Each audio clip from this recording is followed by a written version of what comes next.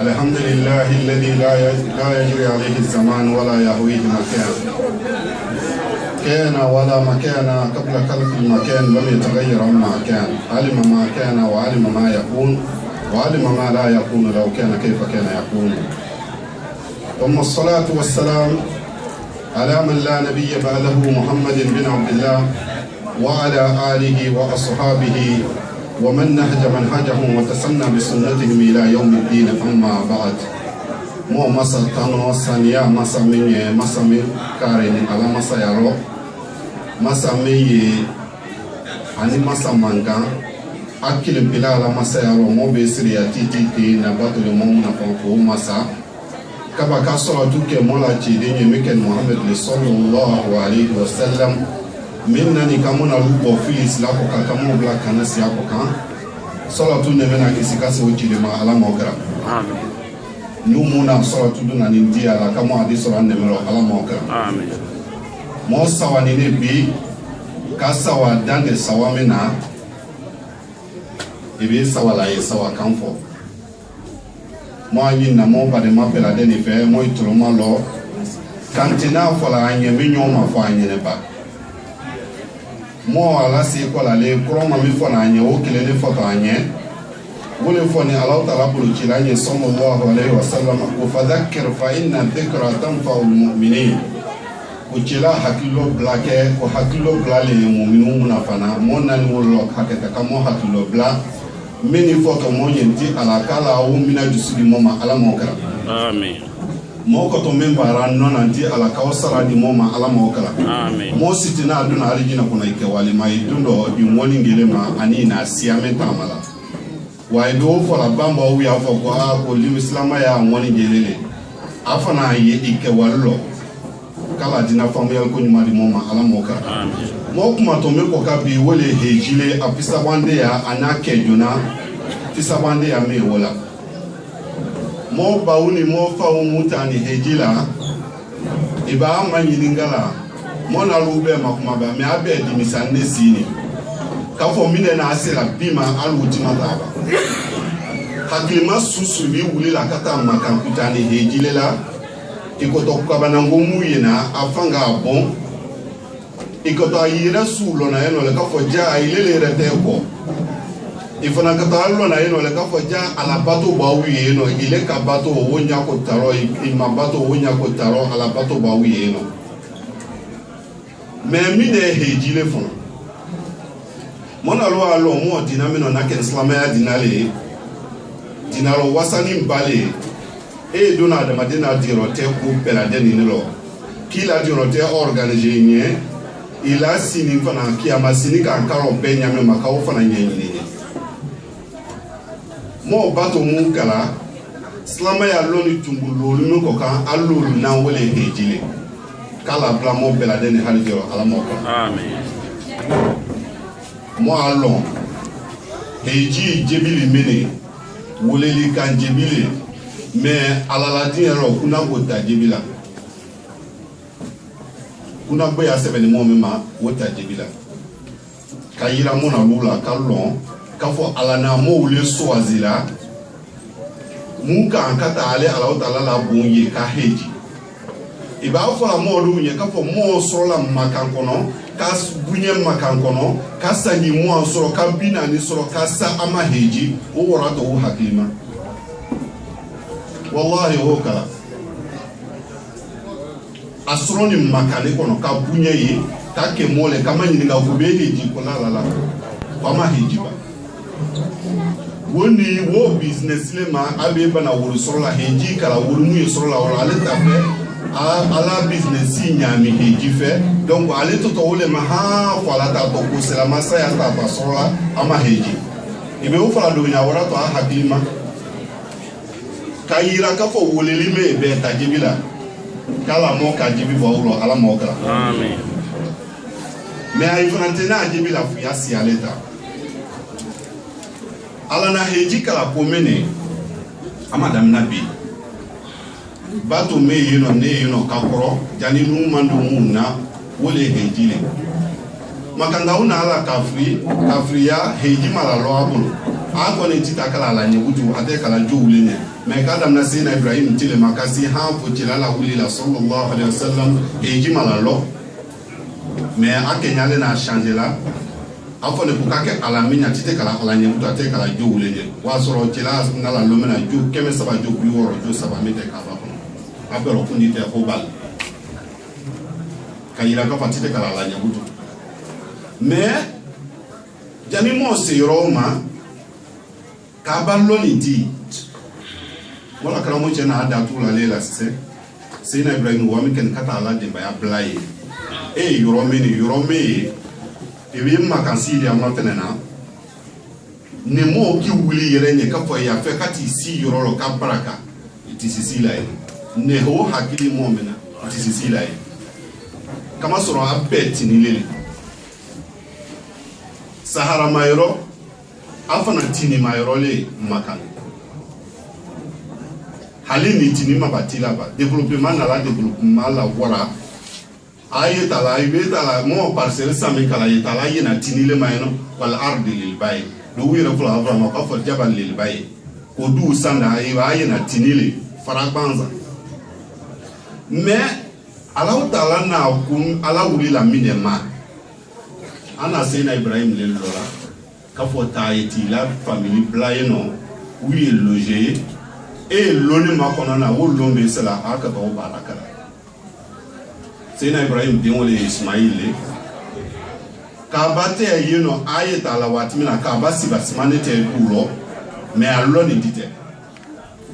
parce que ayro ni na wuli nde ka jate mina mais ka fo ala wuli ni neni wo ken dite wule tane kata ala na wule jamar la kafo kwa ye bonlo kaka ballo kaba me fana lo na bulu ka ballo a planta ni nyamema atani yoro gbele fana ma kalada ama ke de kafo ani jala mole ma mais misri me sanfra premier ne fola ma kwal baitil ma amo ka bani wole beni nyoma aba menge ni lola et lola watina mo yeme yona mangia kabla fitini mulete no munande kanisi ada fe kome alabe kabanango ke anye ka zamzam jidi ama zamzam ji kabanango jilele neme jile ebeta la misri na la wara yena kata jibo dia ye jibo la romno tu fitini ne abe ko pela denike ka foku ka pombe blala kasa samana aya fe e kenya mati sona ka kete kama soro mi de koson muso na fo ngala ko zamzam koro mi ne ila de jibo me ke na de sen koro wa soro ala jibe de sa palo be de se ko be de se jite no buta ale na de ne atun woji yinne la jina alaka meleke kule kana bo aburu wolo kana dema akana ye ade ji bala de singoro abe ha me ka fo jime ere do bole mini wo ha me tala butu de ji la de nyamine ma haketa alele se kamu na fombala ako anya wolo ko zamzam ila kafo jira ko ko na muso ti ma fo ka fo ji la kafo pate kala balele Allahu akbar wo zamzam wo Allah taala la kabana balele jona mo una bara umu kala monta la wuli kala kata wo kile le répéter kata wuli la siko kayira alala una ala joro te dila ala manyamema kisi yororo sene sumante sona yoromeno kisi yororo jite yoromeno kisi yororo monte yoromeno kisi yororo biante sona yoromeno asi ni mi de ko son ko Allah taala le na alola pa ya asi Sena Ibrahim na duwa umekala makanga unya na ajibila ne. Abo to ya na duwa ule kala katero si kwala. Mbena na family bla yororo. Jite yoromeno. Balote, monte, sumante, biante. Di ala akeli ne ko ayi la bonku na si. Ala ikana ajite. Ebedo na maka. Iko ta fola ka fo kwa ala yiri fe muye. Ay wala tamaruni pomuni lumuni pa fe uye mini kama sura kura le ay bola duye fambele katai ala na nememe kala anye ubo le minero musula sabari kaira mo baula ibi sabala kela sidia idenke to den barakani nele den be sona ate fola maka foko apanya na bala ay fola lo apanya na bala kala mo ba uke sabar wala ala mo kala amen mo ta den na boli la ni de soro ka se ya wotala mais ni kasi sabar la den be kam na fo fini baraka makan kono appela de ni ju musolele ebe tala hejila ye komde kala ye ta ofume kala o batole wole ye safani marwa memburla batole mais jetna safani marwa premier burla muso sena Ibrahim mabore de hajar le na burla ana burla mi de koson abe jiti abe konro fli sena Ibrahim be na bla yororo amalo anto balola yororo nyame ma jimi abolo wo be dese aki nyalalo tini fitini me yuno ki nyalalo ka fo ilone ta bale ta tini ne ta lo tini me ko ka ma fene ninga ji ne ko ka ke la mini mini am aki bori kata kati lo tini ko ka wo tini wo le to ko sofa ki nyala kala ama azono ko lo le fa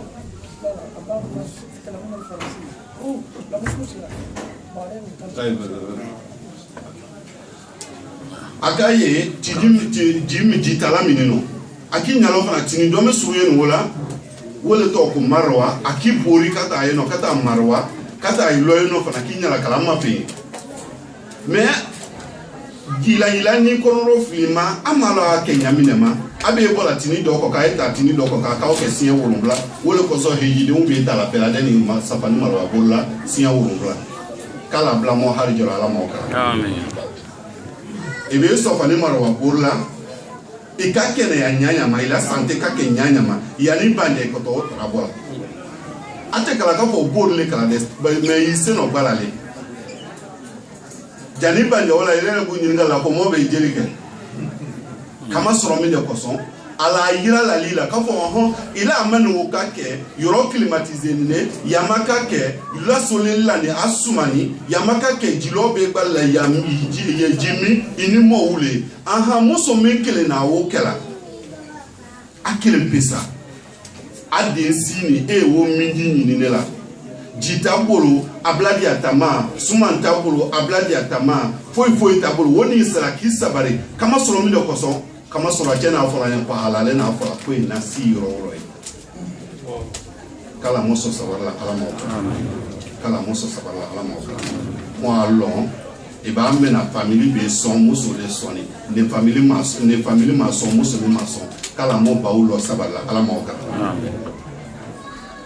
sena Ibrahim na namga kuma so no ma ke sa jamot se do na be detail bonlo wati na semikala ala tibe se ka fo sena Ibrahim kelinga ibeti muso lo zero na bonlo mais muso badon la dema amake mole ba fo ka o makono ke mole na Ismail apana asela ati se fola oro ka fo kwa pakele mbi na kana barake fo ka o dema kono ke mole abe participer ka bonlo wole ko so o makono ka o makono wo kemike ni mole ka fa yene sena Ibrahim bonlo wati bese itani la famille blala abe balay la yarabilla abi dem adembe ke mole bonlo wati bese yini wole ka to bonlo la sena Ibrahim na dinjele ka bonlo ka ballo aba mengeni ka ballo la ala ko sena Ibrahim ko kilili ke butu mo wiena e ba ko la yano se jamale yano ka fo mo kilili ke be mi ko tala se kilo de la ka kilili ka ko ke jeni killa ko mo mu yano ka dane me mo bra finana la mo so le ko ni me wo ale te wole sena Ibrahim ko kongo to kilili ka ngase to mo mali ala ko ale ka adan wa ali ne bala ko mi ile ma wole ye kilili ke ko ni ala o tala le ko to makana sela ala na fa wole makura na ko wa adhin fi an-nas bil hajj yatuka rijalan wa ala kulli dhamirin yatuka min kulli fajjin amin ko sena Ibrahim wole like o be ibe kilikala mo wuna to kabo tu fambe do ya sema do ye wiyele nga fe ko kan do ye kulun kono do be ita se be na la ita se ita telela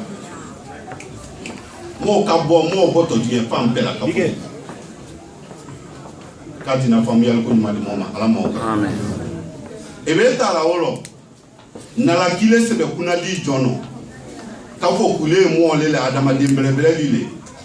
ile kunadi jondi lile obe kala la le wole wo jebi wo bla I halijero kala bla mo be halijero ala mo kala ebe ta la wo wole wo jebi dia ibi wuli la yana kuta to maka ibe kala surunya la makana mi de ko nyene ndita to makane direct wala manita to madinale ale o programme funye yali wuli je kapo du enfant kama soro ite dona makate no kapo anda to makamo be na ina lomi de mona ni bile wote kala de point no parasite kapo police wule kama o contrôler wo ko tele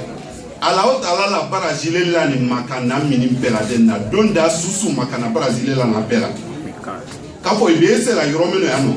ni le wuli ni itato hejidiale wala ma itani umra diale ikanka heji woni ngitayane wala ma ikanka umra woni ngitayane nikatimi yono ka halika do makafuki ko se kati la point wala fana kata woni ngitaye ko wala makumi kat ebe sera o mekat la ikoto ala o tala la kabana nguye na yenole kallo kapo ko ja ala o tala kilempele masale ja adama de susu yono fisabanti ya te adama de woni nyonwo je fala ensi anye bwa ja adama de mpera de ni setadinya fanga tadila oko nyatadinya sie masakile penya wole ala o tala le ikota yina yenole kiyama to masire ikoto wo yenda na la yene abe fola ko kiyama loko wuli be ka be baratu yela lele e be mi ka to fo e be heji fani blali kana chela mo ikota lulo na ka fo ne position mi no ne butu ne ala la bololema o premier minele chela mo ye diriki be fla le tala furuni fla e fla mako ihram fo e fani me blali kana ka heji karo furuni fla le wole ka kelen kay kama ka kelen sirila ite samra dona samra ferme te dona sikedi bante dona fula te silikuna kurusikoro don ko talo kafo ne ko to kleti le dona ngana o talo ya pola le appelé pola ikulo fo animer kel kama ka fo animer sirila ki sutra ka ira ila kute fo ilele ala o tala talile ni ka so ma yo tale ala o tala le batolani ni ma so ma toluma kadna famu yal ko ma mo mala mo amen kayira ka fo islam ya kono mo ba u bunyeni kalambe la ko ka bunye islam ya bolo islam ya na jafa la ko ka fo fani susu ka dia ale se ka fani blaka na kama soro alule na sela ka bomen si basima premier la dan na ke ni si le yorolo kama kam si basima ke ka fo pa be to mo be na mo be soro kan si maka wole ko so mu maslama ya nyai wo ko biente muso ko kaslama ya lo me buye milla ni muso kaslama ya kono dina bere maoke muso nye do una boso la bunya yena milele ibi yere kela marchandisile ki fasi ko lo ke marchandisile kayira dunya la ka fo kule kanole o be kala e fo la ma ko be civiliser ele dunya kala ma ele liberté de lo mais ni le ki yere sutra kayira ka fo kule adamadeni ile ni bian ko ni nyoma o be kala ile ma civiliser nyama kanite iti biorote ko fo ikala kati na famille ko ni mo mara mo ka amen ebe wuli la wolo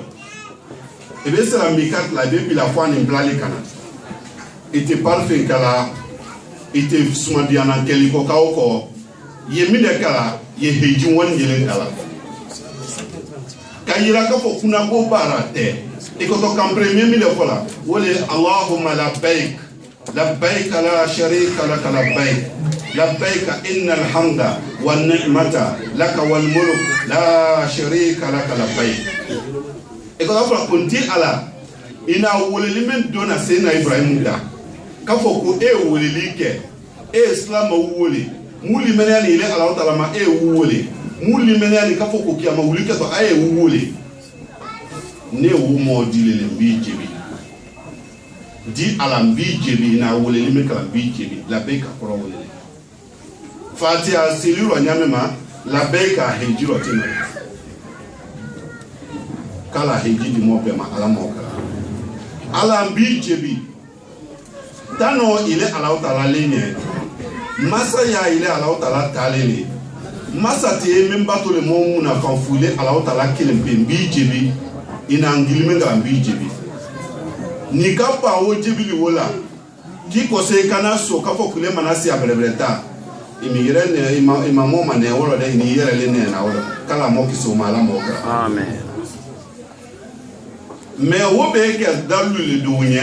ka fo he ko ne position me no ni fo no ku fo na to fo ko ndise ka heji ka ikurayeni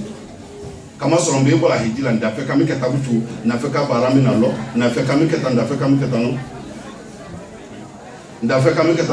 mi ke tano o be kala wodo wo be ke sa bule do bi ba heji ma mais yalon e be heji kala demise alo ye heji mu na pambola wolo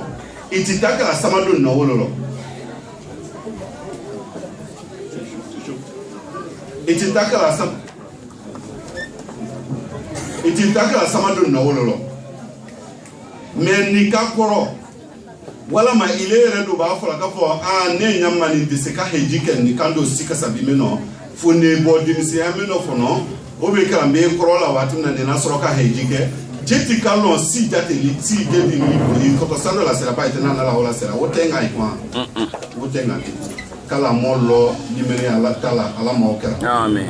heji bi tala kala anti ala ko ne na ka sabule kila heji mano kala mo kisoma ala mokera amen asete munye kala si aswa bunu ayanya ala mokera amen ase munye na bani alimene atala kala limene ada ama ala mokera ayalon kafo heji ibakala demise alo yamuna fambola wololo yakala wololo kake wo slama ya na afala ku kake nyamema itate kala samadu na wololo me ni make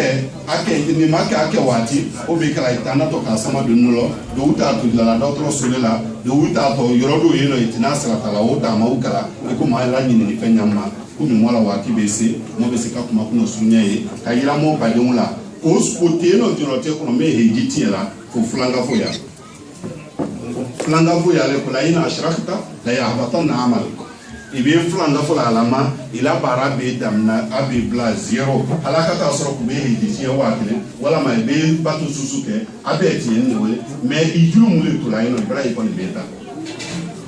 wole ko son flanga fu ya ni juru mu te sukule na ka bo ko